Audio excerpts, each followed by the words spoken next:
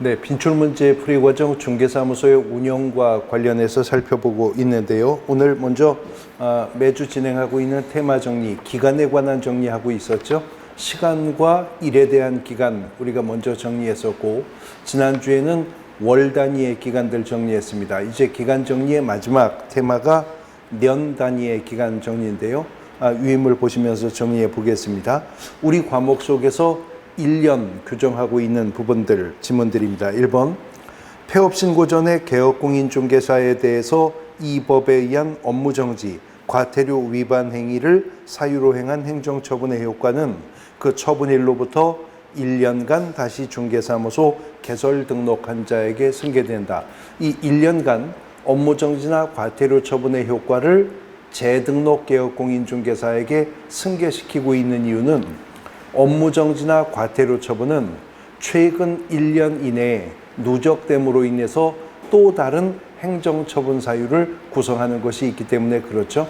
그 행정처분이 업무정지나 과태료가 누적됨으로 어떤 행정처분 사유에 속하는지는 또 별도로 우리가 테마 정리로 살펴볼 부분입니다. 그 다음 2번 지문. 주임법 상임법상의 보증금의 증액 청구는 임대차 계약 또는 약정한 차임 등의 증액이 있은 후 1년 이내에는 하지 못한다. 주임법 상임법에서 보증금이나 월 차임의 증액 청구는 5%를 초과할 수 없죠. 그러나 그것도 임대차 계약이 체결된 후 1년이 지나야 임대인이 증액 청구할 수 있고, 한 번 증액이 발생하면 1년 이내에는 재증액을 청구할 수 없는 겁니다. 그 기간 1년이고요.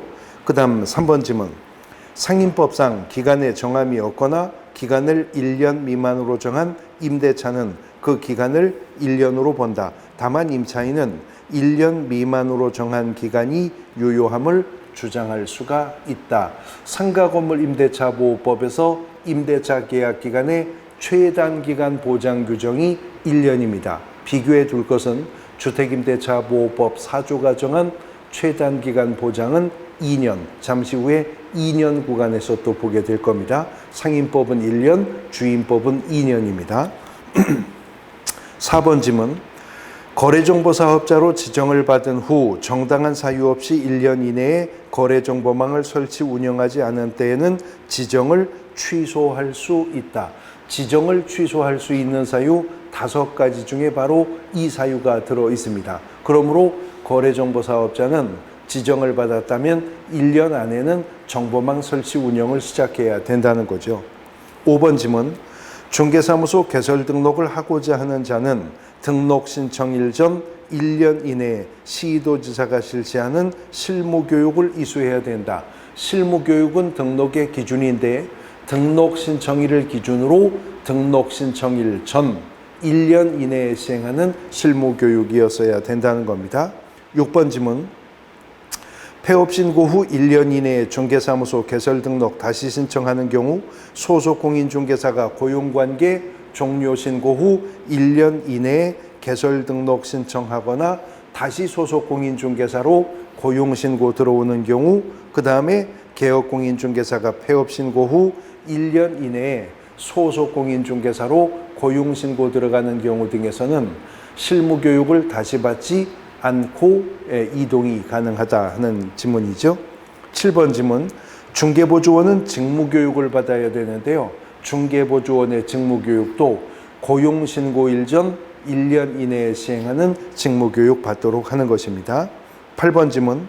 재등록 개업공인중개사에 대해서 폐업신고 전에 업무정지 사유에 해당하는 위반 행위에 대한 행정처분할 수 있는데 폐업기간이 1년을 초과한 경우에는 업무정지 처분을 할 수가 없다. 비교해 둘 것은 폐업 전에 한 위반 행위가 업무정지 처분받을 만한 위반 행위였다면 그때는 폐업기간이 1년만 초과하고 재등록해도 업무정지 처분을 면할 수 있지만, 폐업 신고 전에 한 위반 행위가 등록 취소 처분을 받을 만한 위반 행위였었다면 그때는 폐업기간이 얼마?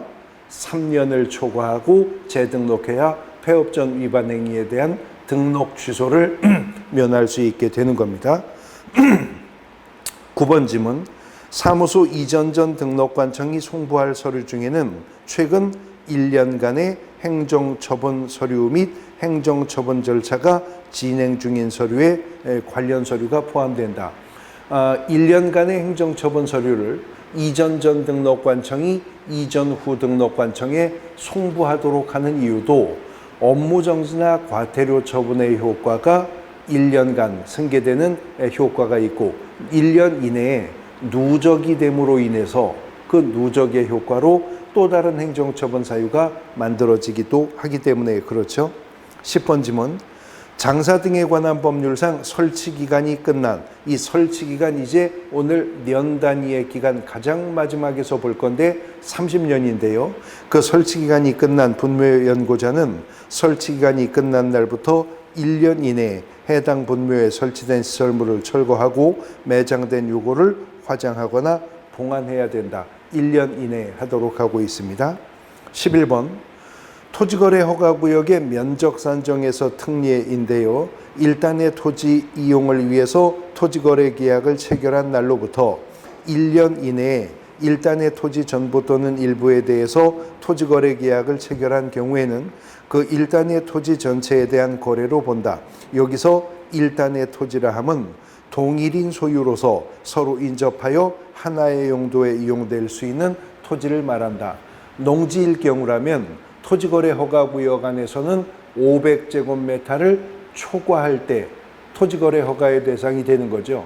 그런데 두 필지의 농지가 붙어 있습니다. 연접해 있고 동일인 소유인데 각각 400제곱미터씩이라면 500제곱미터를 초과하지 않으니까 필지별로는 토지거래 허가 대상이 되지 않지만 그 400제곱미터의 농지가 거래가 되고 나서 계약을 체결한 날로부터 1년 이내에 바로 옆에 있는 400제곱미터 농지가 또 거래되면 400 플러스 400, 800제곱미터로서 500제곱미터를 초과하기 때문에 토지거래 허가 대상이 되는 것으로 판단하겠다는 거죠. 12번 토지거래 허가를 받고 이용 목적대로 이행하지 아니한 자는 최초 이행 명령일 기준으로 1년에 한 번씩입니다. 1년에 한 번씩 이행이 될 때까지 반복해서 이행강제금을 부과 징수하지만 이용 의무 기간이 지난 후에는 더 이상 이행강제금은 부과할 수 없도록 하고 있죠. 우리 과목에서 1년을 기간으로 정하고 있는 지문들을 묶어 정리해 보셨습니다. 조금 더 기간이 길어져서 1년 6개월 규정인데요. 상임법은 임차인의 권리금 회수기의 보호를 위해서 임대인이 임대차 계약 끝나기 6개월 전부터 임대차 종료 시까지 권리금 계약에 따라 임차인이 주선한 신규 임차인이 되려는 자로부터 권리금 지급받는 거 방해하면 안 됩니다. 근데 그 예외가요. 임대차 목적물인 상가 건물을 1년 6개월 이상 영리 목적으로 사용하지 않은 경우는 이 사유에서 배제가 된다는 거죠. 자, 이제 2년 구간을 정해놓고 있는 부분입니다. 1번 주임법상 임대차의 최단 기간 보장 규정은 2년이죠. 아까 상임법은 1년이었었는데요. 단 주임법, 상임법 모두 다 임차인을 보호하기 위한 편면적 강행 규정이기 때문에 상임법상 1년 미만 약정, 주임법상 2년 미만의 약정을 임차인은 유효함을 주장할 수 있다는 것도 기억해 두셔야 됩니다. 그 다음 2번 질문 연수교육인데요. 실무교육을 받았다면 연수교육은 2년마다 받아야 됩니다. 그래서 연수교육 통지는 3번 지문인데 그 2년이 되기 2개월 전까지 시도지사가 연수교육 대상자에게 통지하도록 하고 있는 것이죠. 그 다음 4번 지문 대법원 규칙상 경매 대리의 결격사유 중에서 민사집행법 108조 제4호에 해당하는 자라는 게 있는데 그것은 구체적으로 형법상 경매와 관련해서 유죄 판결을 받고 2년이 경과되지 아니한 자 의미하는 것이었었습니다. 그 다음 5번과 6번 질문입니다. 공인중개사 정책심의위원회 위원의 임기도 2년, 6번 질문에 공인중개사협회의 공제사업운영위원회 위원의 임기도 역시 2년입니다. 단 공인중개사 정책심의위원회는 언급이 없지만 공인중개사협회 공제사업운영위원회 위원회 임기에 대해서는 1회에 한해서 연임할 수 있다라고 하는 규정이 있다는 것도 비교해 두셔야 되겠죠. 이제 3년 규정입니다. 공인중개사 법령 중개 실무 통틀어 3년인데 1번 업무정지 처분은 어느 하나에 해당하는 사유가 발생한 날로부터 3년이 경과한 때는 할 수 없다.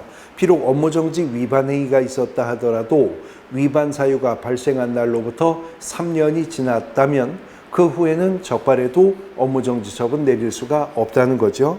그 다음 2번 전속중개계약서와 중개대상물 확인설명서 보관기간 3년이었었죠.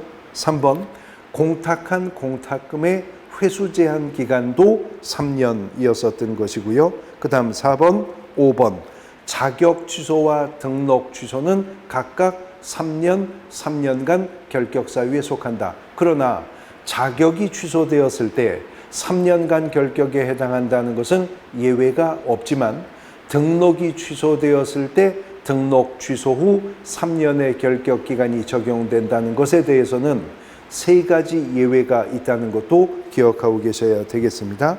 그 다음 6번 벌금형은 공인중개사법 위반이고 300만 원 이상의 벌금형이었었다면 벌금형 선고받고 3년간 결격의 규정이 있습니다. 7번 지문 금고 이상형을 선고받고 집행이 종료되거나 집행이 면제가 된 날로부터 역시 3년간은 등록의 결격 사유에 속하게 되는 거죠. 8번 지문 재등록개업 공인중개사 폐업전 위반 행위로 인해 행정처분할 수 있지만 아까 비교해 볼 때 나온 지문인데 폐업전에 한 위반 행위가 등록 취소 처분을 받을 만한 위반 행위였었다면 폐업기간 3년을 초과하고 재등록하면 폐업전 위반 행위로는 등록 취소할 수가 없다는 지문이죠. 그 다음 9번 대법원 규칙상 등록의 결격 사유도 대법원 규칙상 경매대리 등록이 취소된 후 3년간 결격에 속한다는 규정입니다. 10번 지문 상인법상 임대인이 임차인의 권리금 보호 규정을 위반해서 임차인에게 손해를 발생케 한 때에는 손해를 배상할 책임이 있다. 이 경우에 손해배상액은 신규 임차인이 임차인에게 지급하기로 한 권리금과 임대차 종료 당시의 권리금 중 낮은 금액입니다. 높은 금액이라고 해서 틀린 질문 만들 수 있어요. 낮은 금액을 넘지 못한다. 임대인에게 손해배상을 청구할 권리는 임대차가 종료한 날로부터 3년입니다. 3년 이내에 행사하지 않으면 시효 완성으로 소멸되는 겁니다. 자, 3년 구간들 살펴봤고요. 이제 5년으로 넘어갑니다. 우리 과목에서 5년을 요구하고 있는 부분들. 거래계약서 보존 의무 기간 5년이죠. 시험에서 부정행위자 무효 처분을 받고 5년간 응시 자격 제한되고 시험 출제위원이 시험의 신뢰도를 크게 떨어뜨리는 행위를 했을 때 5년간 출제위원으로 위촉이 금지가 되는 규정이 있습니다. 대법원 규칙상의 보존은요. 사건 카드도 5년이고 경매 물건 확인 설명서도 5년 보존하는 것이고요. 6번 질문 토지거래 허가구역은 5년 이내 기간의 범위 내에서 허가구역을 지정하게 될 것입니다. 7번 질문 그렇기 때문에 토지거래 허가를 받은 자는 5년 이내의 범위 내에서 허가받은 목적대로 토지를 이용하도록 하고 있는 거죠. 5년 구간들이었었고요. 이제 10년인데 상인법상 계약갱신 요구권 최초의 임대차 계약 기간을 포함해서 10년을 초과하지 않는 범위 내에서 행사할 수가 있죠. 공인중개사법상 등록의 결격사유 기간을 계상할 때 무기형을 선고받고 가석방이 된 자는 가석방된 후 10년이 경과하면 집행이 종료된다. 그래서 가석방일로부터 13년이 지나야 결격사유를 벗어나게 되는 결론에 이르게 되는 것입니다. 10년이고요. 그 다음 20번 분묘기지권은 타인 토지의 토지 소유자의 승낙 없이 분묘를 설치했어도 20년간 평온공연하게 수호봉제자했다면 시효 취득되게 된다는 거죠. 관련해서 꼭 하나 기억하셔야 될 것은 이렇게 시효 취득형 시효 취득형 분묘기지권의 경우에 종전의 대법원 판례는 무상치료로 봤었죠. 치료 지급 의무가 없는 것으로 봐서 관련된 기출문제가 여러 번 우리 과목에서 출제되었거든요.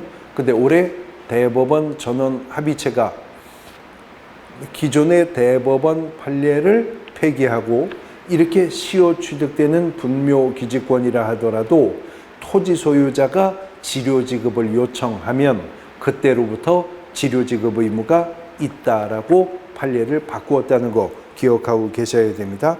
마지막 30년 기간 정리의 가장 긴 기간인데 장사 등에 관한 법률상 분묘 설치 기간은 30년으로 합니다. 단 1회에 한해서 30년의 범위 내에서 연장 신청할 수 있도록 하고 있습니다. 자, 기간에 관한 정리들 모두 다 해보셨고요. 이제 우리 빈출문제집으로 돌아와서 중개사무소의 운영과 관련해서요. 139페이지 41번부터 계속 이어가도록 하겠습니다. 41번 공인중개사 법령에 관한 설명으로 옳은 것은 1항 개업공인중개사는 다른 개업공인중개사의 소속공인중개사 중개보조원 또는 개업공인중개사인 법인의 사원 임원이 될 수 있나요? 될 수 없죠. 왜요? 이중 소속이 금지되고 있기 때문입니다. 2항 모든 개업공인중개사는 분사무소 설치할 수 있습니까? 개업공인중개사 중 오직 누구만? 법인인 개업공인중개사만 가질 수가 있는 거죠. 3항 모든 개업공인중개사는 대법원 규칙이 정하는 요건을 갖추어 등록하면 경매 대상 부동산의 매수 신청 또는 입찰 신청 대리할 수 있다. 모든 개업공인중개사라고 말할 수 없는 이유가 누구 때문이죠? 부칙상의 개업공인중개사는 경매 대리는커녕 단순한 경공매 권리 분석이나 취득의 알선 업무도 수행할 수가 없기 때문에 그렇습니다. 4항 법인인 개업공인중개사도 다른 개업공인중개사와 중개사무소를 공동으로 사용할 수 있다. 4항이 옳은 지문 정답이죠. 사무소의 공동사용은 업무의 효율적 수행을 목적으로 한다면 개업공인중개사의 종별 제한 없이 사무소 공동사용할 수가 있으니까요. 5항 개업공인중개사는 이동이 용이한 임시중개설물을 일시적으로 설치해서 사용할 수 있나요? 없습니다. 천막 그 밖에 이동이 용이한 임시중개설물을 설치하는 것은 이중사무소를 설치하는 행위와 함께 1년 이하의 징역 또는 1,000만 원 이하의 벌금형에 속하고 상대적 등록 취소 사유에도 속하는 겁니다. 4항이 옳은 지문 정답이 되겠습니다. 42번 개업공인중개사가 인터넷을 이용하여 의뢰받은 중개대상물에 대해서 표시광고하는 경우에 명시해야 되는 사항이 아닌 것은 그랬는데요. 3항에 주택의 경우에 1조 소음 진동의 환경조건 이것을 표시광고 시 명시할 의무는 없는 거죠. 3항이 정답입니다. 43번 공인중개사 법령은 개업공인중개사가 중개대상물에 대해서 표시광고하는 경우에 부당한 표시광고하는 행위를 금지하고 있다. 이에 해당하지 않는 것 찾고 있는데요. 5항 지문을 보시면 소속 공인중개사나 중개보조원에 관한 사항을 명시한 표시광고 그랬는데 고용인이라 하더라도요. 소속 공인중개사에 관한 사항을 명시하는 것은 이 법 위반이 아닙니다. 단 중개보조원에 관한 사항은 명시해서는 아니 된다라는 규정이 있을 뿐이죠. 5항이 정답이 되겠습니다. 이어지는 44번 분사무소 설치에 관한 설명으로 옳은 것을 찾습니다. 1항 경기도 수원시 팔달구에 주사무소를 둔 법인인 개업공인중개사는 수원시 내에는 분사무소 둘 수 없나요? 팔달구만 제외하면 수원시 권선구에도 수원시 장안구에도 분사무소 둘 수가 있는 거죠. 주된 사무소가 속한 시군구를 제외하면 분사무소는 시군구별로 한 개씩은 둘 수가 있는 거니까요. 2항 분사무소를 설치하는 경우 이를 설치하고자 하는 시군구에 신고해야 된다. 분사무소는 설치 신고뿐만 아니라 이전 신고도 심지어 인장 등록까지도 다 주된 사무소 소재지 등록관청에서 행하게 되는 겁니다.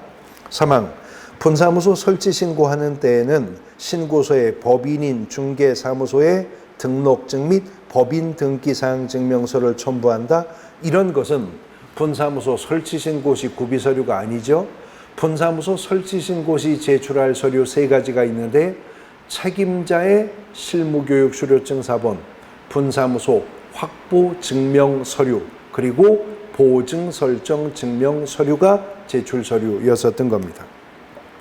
사항, 분사무소 설치 신고를 하는 자는 그 분사무소 책임자의 공인중개사 자격증 사본, 실무교육 수료증 사본, 보증 설정 증명 서류 제출해야 된다. 방금 구비 서류 제가 언급했었는데요. 공인중개사 자격증 사본은 제출 서류가 아니었죠. 분사무소 설치 신고를 받은 등록관청이 자격증을 발급한 시도지사를 통해서 확인하는 것이 공인중개사 자격 여부인 겁니다.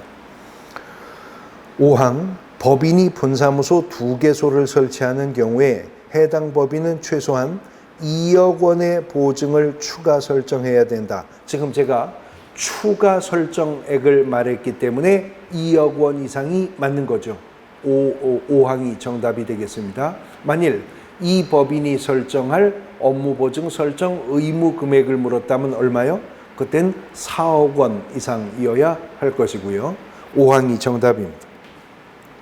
45번, 법인인 개업공인중개사의 분사무소에 관한 설명으로 옳은 것은 1항, 다른 법률의 규정에 따라 중개업할 수 있는 법인의 분사무소인 경우에는 공인중개사를 책임자로 두지 않아도 된다. 그렇죠. 분사무소가 책임자를 공인중개사로 두어야 하는 것이 기준이지만 특수법인에게는 예외가 인정되는 단서 규정이 있었습니다. 1항이 옳은 지문 정답이고요. 2항, 주사무소 소재지를 포함한 시군구별로 설치하되, 이미 틀렸네요. 주사무소가 속한 시군구를 제외한 시군구에 둘 수 있으니까. 3항, 분사무소를 설치하는 경우 이를 설치하고자 하는 시군구에 신고합니까? 주사무소 소재지 등록관청에 신고하는 것이었었습니다. 4항, 분사무소 설치를 신고하는 자는 국토부 장관이 결정 공고하는 수수료 납부하나요? 아니죠. 주사무소 소재지 지방자치단체 조례가 정하는 수수료 납부하게 될 겁니다. 5항, 분사무소 책임자는 공인중개사이어야 하지만 실무교육 받을 의무 없나요? 분사무소 설치 신고일 전 1년 이내에 실무교육을 받았어야 하고, 그래서 분사무소 설치 신고 시 구비 서류 속에는 책임자인 공인중개사의 실무교육 수료증 사본이 있었던 것이죠. 1항이 정답이 되겠습니다. 46번, 중개사무소에 관한 설명으로 옳은 것은 1항, A 공인중개사인 개업공인중개사와 B 부칙상의 개업공인중개사는 종별을 달리하고 있기 때문에 공동사무소 설치 금지되나요? 종별에 관계없이 사무소 공동 사용할 수 있는 겁니다. 2항, 등록관청을 달리하고 있는 A 공인중개사인 개업공인중개사와 B 부칙상의 개업공인중개사는 공동사무소 설치가 금지되어 있다. 종별이 달라도 업무의 효율적 수행을 목적으로 한다면 사무소 공동 사용할 수 있는 것이죠. 3항, 법인인 개업공인중개사가 분사무소를 설치하고자 등록관청에 신고서를 제출할 때 업무보증 설정 증명 서류는 제출 서류가 아니다. 보증 설정 증명 서류가 분사무소 설치 신고 시에는 제출되는 구비 서류 3가지 중에 하나였었습니다. 4항, 개업공인중개사가 중개사무소를 동일한 등록관청 내에서 이전하고자 신고서를 제출할 때 사무소 확보 증명 서류, 제출 서류 아니다. 언제나 중개사무소 이전 신고할 때는 2가지가 제출되어야 하는데 하나가 등록증이고 또 하나가 사무소 확보 증명 서류인 거죠. 5항, 법인인 개업공인중개사가 분사무소를 설치하고자 신고서를 제출할 때 사무소 확보하였음을 입증하는 서류는 제출 서류이다. 5항이 옳은 지문 정답이 되겠습니다. 47번, 개업공인중개사의 사무소의 공동사용에 관한 설명으로 옳은 것을 묻고 있는데요. 1항 지문을 보시면 공인중개사인 개업공인중개사와 부칙상의 개업공인중개사는 공동으로 중개사무소 설치할 수 있다. 업무의 효율적 수행을 위해서라면 개업공인중개사의 종별 제한도 없고 구성 원수 제한도 없이 사무소 공동 사용할 수 있다고 했었죠. 1항이 옳은 지문 정답이 되겠습니다. 48번 문제 봅니다. 중개사무소 이전 등에 관한 설명으로 틀린 것을 묻고 있는데요. 5항 지문을 보시면 중개사무소 이전 신고를 하고자 하는 자는 신고서에 중개사무소 등록증과 등록 인장을 첨부하여 등록관청에 제출한다. 사무소 이전 신고 시 제출할 것은 등록증과 뭐라고 했죠? 사무소 확보 증명서류가 제출되면 되는 겁니다. 5항이 틀린 지문 정답입니다. 49번 A군에 중개사무소를 두고 있는 공인중개사 갑과 법인인 개업공인중개사 을의 분사무소 책임자 병 소속 공인중개사 정에 관한 설명으로 옳은 것은 1항 갑은 B군의 분사무소를 둘 수가 있다 그랬는데요. 지금 갑은 공인중개사인 개업공인중개사죠. 분사무소는 오직 법인인 개업공인중개사만 가질 수 있는 겁니다. 2항 갑이 B군에 임시중개서를 설치한 경우 등록이 취소될 수 있다. 상대적 등록 취소 사유니까 이 말은 맞는데 형벌이 3년 3천이 아니라 이중사무소 임시중개설물 설치 모두 다 1년 1천입니다. 형벌에 관한 언급이 틀렸습니다. 3항 을이 B군의 분사무소를 두고자 할 때 B군 군수에게 관련 서류를 제출해요. 분사무소 설치 신고는 주사무소 소재지에서 하는 것이니 A군 군수에게 해야 되겠죠. 그 다음 4항 을은 B군, C군, D군에는 각 분사무소 한 개소 설치할 수가 있다. 그렇죠. A군의 주사무소가 있다면 A군만 제외하면 B군, C군, D군, E군, F군, Z군, H군, K군 모두 분사무소 하나씩 둘 수가 있는 겁니다. 5항 병과 정은 업무 개시 전에 연수교육을 받아야 한다 그랬는데 연수교육은요. 실무교육을 이들이 먼저 받고 나서 2년마다 받는 교육이 연수교육이었었던 거죠. 4항이 옳은 지문 정답이 되겠습니다. 50번 문제 중개사무소를 등록관청 관할구역 외로 이전하는 경우에 관한 설명으로 옳은 것을 물었는데요. 1항 중개사무소 이전 시에 등록관청에 제출하는 서류와 등록관청이 이전 후 등록관청에 송부해야 되는 서류는 동일하지 않다. 1항이 옳은 지문이죠. 개업공인중개사가 이전 후 등록관청에 제출하는 서류는 등록증과 사무소 확보 증명서류이고요. 이전 전 등록관청이 이전 후 등록관청에 송부해야 되는 서류는 등록신청서류, 등록대장, 최근 1년간의 행정처분받은 서류와 행정처분 절차가 진행 중인 서류가 송부됩니다. 서로 다른 서류가 제출되고 송부되는 거죠. 1항이 정답이 되겠습니다.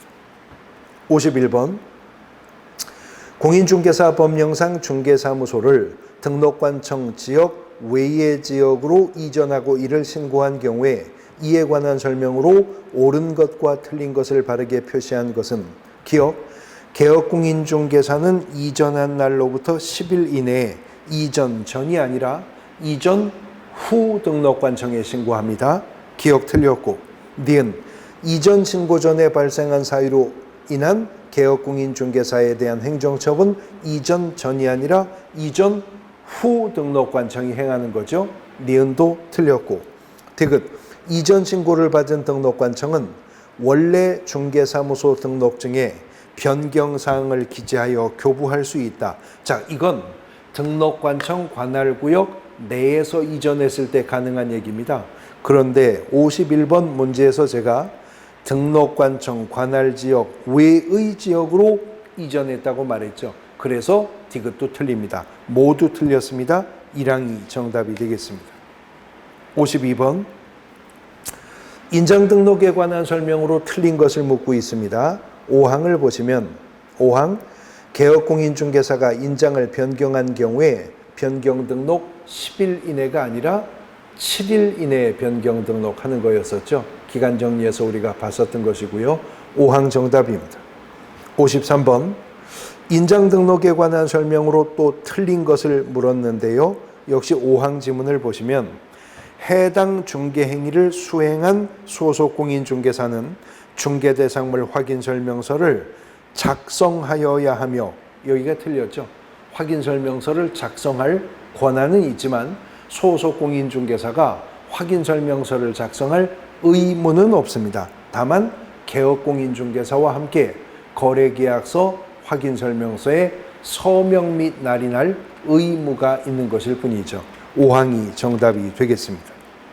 54번 인장 등록에 관한 설명으로 틀린 것을 묻습니다. 3항 지문을 보시면 공인중개사인 개업공인중개사, 부칙상의 개업공인중개사, 소속공인중개사의 경우에는 가족관계 등록부 또는 주민등록표에 기재되어 있는 성명이 나타난 인장으로서 크기는 가로 세로가 7mm 이상 30mm 이내였었죠. 10mm 이상이 아닙니다. 3항이 틀린 지문 정답입니다. 55번 서명 및 날인 의무와 관련된 지문으로서 틀린 것을 찾는데요. 5항 지문을 보시면 거래계약서이든 확인설명서이든 법인인 개업공인중개사에게 고용된 소속공인중개사만 업무를 수행한 경우 서명 및 날인 의무가 있다. 그렇지 않죠? 소속공인중개사를 고용한 개업공인중개사의 종별이 무엇이든 해당 중개행위를 한 소속공인중개사라면 개업공인중개사와 함께 거래계약서에도 확인설명서에도 서명 및 날인해야 하는 것입니다. 5항이 틀린 지문 정답입니다. 56번 공인중개사 법령상 각종 의무를 이행한 사실에 관한 설명으로 틀린 것을 묻습니다. 4항 부칙상의 개업공인중개사 D는 4월 5일 현장 답사 중 등록한 인장을 분실하여 주민등록부에 나타난 성명이 기재된 가로 세로 각각 10mm의 인장, 10mm의 인장을 4월 6일 새로 만들어 계약서에 날인을 하고 15일 날 변경 등록했다. 그럼 아직 변경 등록되지 않은 인장을 먼저 날인한 거죠. 이거 공인중개사법 위반입니다. 업무 정지 처분의 대상이 되겠네요. 4항이 정답이 되겠습니다. 이어지는 57번 인장 등록에 관한 설명으로 틀린 것을 묻고 있습니다. 2항을 보시면 등록한 인장을 변경한 경우에는 변경일로부터 아까도 나온 지문인데 변경 등록은 7일 이내에 변경 등록하도록 하고 있는 거죠. 58번 인장 등록에 관한 설명으로 옳은 것을 모두 골라봅니다. 기억 법인인 개업공인중개사의 인장 등록은 인감증명서 제출로 가름한다. 그렇죠. 법인은 상업등기 규칙에 의해서 신고한 법인의 인장을 등록하는 것이기 때문입니다. 기억 맞고요.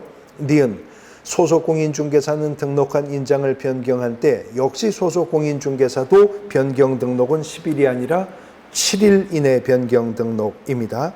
니은은 틀렸고요. 디귿 법인인 개업공인중개사는 상업등기 규칙에 따라 신고한 법인의 인장 등록하는 거 맞습니다. 리을 개인인 개업공인중개사는 가족관계 등록부나 주민등록부에 기재된 성명이 나타난 인장으로서 크기는 가로 세로 각각 7mm 이상 30mm 이내이어야 되죠. 니은을 제외한 기억, 디귿, 리을이 맞습니다. 4항이 정답이 되겠습니다. 59번 역시 인장 등록에 관한 설명으로 틀린 것을 묻고 있습니다. 5항을 보시면 법인인 개업공인중개사의 분사무소가 인장을 등록하는 경우에는 해당 분사무소가 소재한 시군구에 하게 된다? 아닙니다. 법인도 인장 등록을 하게 된다면 분사무소도 주된 사무소 소재지 등록관청에서 인장을 등록하도록 하고 있는 거죠. 60번 문제 보겠습니다. 인장 등록에 관한 내용으로 틀린 것은 1항 법인인 개업공인중개사의 경우에 등록할 인장은 법인의 대표자의 인장이어야 한다. 법인이 대표자의 인장을 등록하는 경우 없죠. 주사무소는 법인의 인장이고요. 분사무소도 별도로 인장 등록한다면 대표자가 보증하는 인장을 등록할 수 있다지 대표자의 인장을 등록하는 건 아닙니다. 1항이 정답이 되겠습니다. 중개사무소 운영과 관련해 살펴보고 있습니다. 쉬었다가 이어가도록 하시죠.